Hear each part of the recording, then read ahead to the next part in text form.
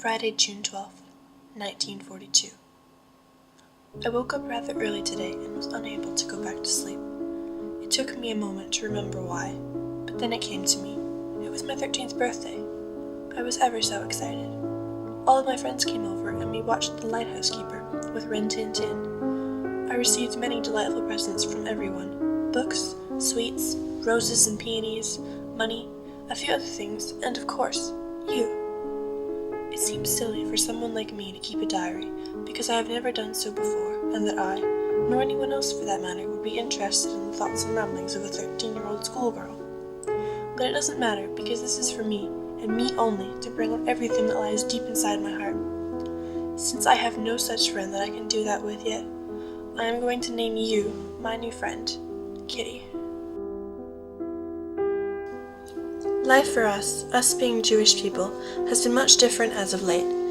Hitler's list of anti-Jewish laws is growing by the day. We are banned from trams and unable to drive. We had to hand in our bicycles. We're a yellow star. We have to do our shopping between certain times and shop at particular places. We are forbidden to visit places of entertainment and Christians, and we all must attend Jewish schools, and so on. Daddy has been talking of going into hiding for a while now, and I found out recently that he has been organizing just that for almost a year now. But we aren't supposed to talk of such things too much, for obvious reasons. So I leave you for now. Yours, Anne.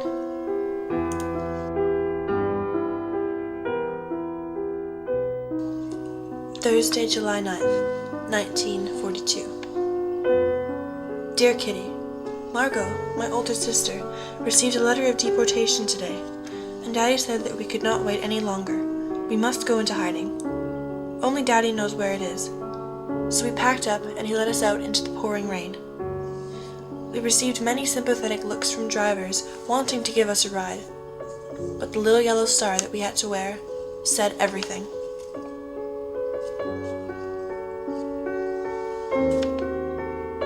Eventually we arrived at Daddy's office building. I was rather surprised, but apparently we would be hiding in there. A small door on the second floor leads to our secret annex, but no one would ever guess that so many rooms are hidden behind it. We will be inhabiting the upper floors of the back section of the building. I forgot to mention that Mr. and Mrs. Van Daan and their son Peter will be joining us in a few days. Some people working for Daddy had been told of our arrival: Mr. Kraler, Goofius, Miep, and Ellie Vossen. They will visit us occasionally and bring news and food rations. Ellie's father and 2 warehouse boys have not been informed, so while we are here we must be very quiet and careful not to run water during office hours. Margot has a very bad cold, so we must give her lots of codeine so she does not cough at night. We fashioned some old curtains to cover the windows, and they must never be opened. I can't wait for the Van Daans to arrive. It will hopefully be more cheerful around here. Yours, Anne. Monday, November 20th, 1942. Dear Kitty, even after being here for 4.5 months, we are all still adjusting to life in the annex. It was even harder trying to keep quiet once the Van Daans joined us at the end of July. Mrs. Van Daan is always complaining about the food, me, the bombings, me, the lack of space, Mr. Van Daan, and me. Just I'm rude and always in the way. She even insulted Mummy on how we were raised. She calls me spoiled and ungrateful, and I should learn to hold my tongue. Now what is wrong with stating my opinion? A few days ago, we were joined by Albert Dussel, a dentist. Miep, one of our helpers, thought that he would be a suitable candidate for joining our hiding place. He's friendly enough, but he'll be sharing a room with me, and I'm not exactly thrilled with the idea of someone else using my possessions. But it's all for a good cause. Mr. Dussel was astonished by the brilliance of the annex. He gladly joined in all of the chores that had to be done. At home, I never liked doing chores, but who does? Here, it's a great way to pass the time. There's dishwashing, laundry, and Margot and I made some curtains to stop snooping eyes from looking in the windows. Apart from chores, some of Daddy's co-workers that know of our situation have been bringing Margot, Peter, and I school books so that we can continue our education. I particularly enjoy reading Greek and Roman mythology, though Mummy thinks it's a waste of time. I really wish Miep would have forgotten about the algebra textbooks. I think that's a waste of time. Usually, in the evenings, we all sit around the radio and listen to the BBC. Sometimes it's hard to understand what they're saying because it's in English, but I'm getting better. It's horrible listening to what's happening to people in the outside world, though, knowing that some of them are our friends. It's too dark for me to continue writing now, so I'll write again tomorrow.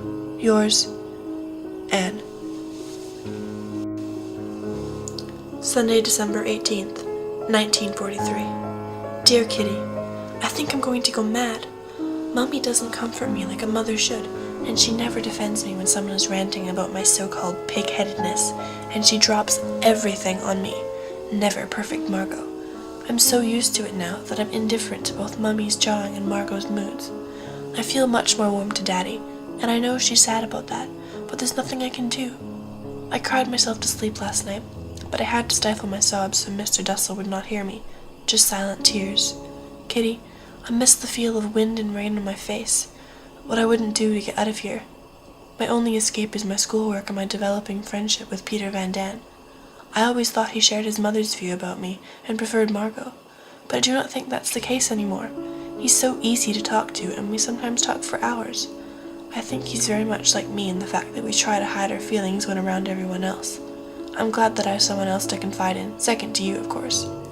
Yesterday, when I went to fetch some potatoes for dinner, I noticed that they were rotting.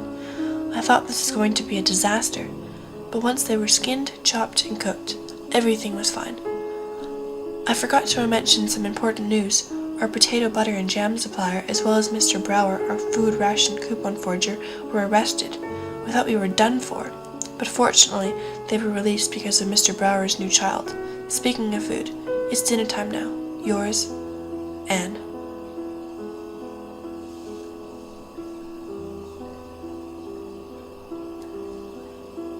Wednesday, March 3rd, 1944.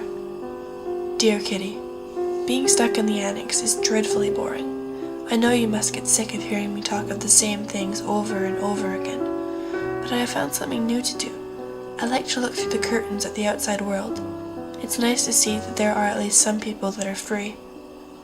I even like to watch the leaves on the trees swaying in the wind.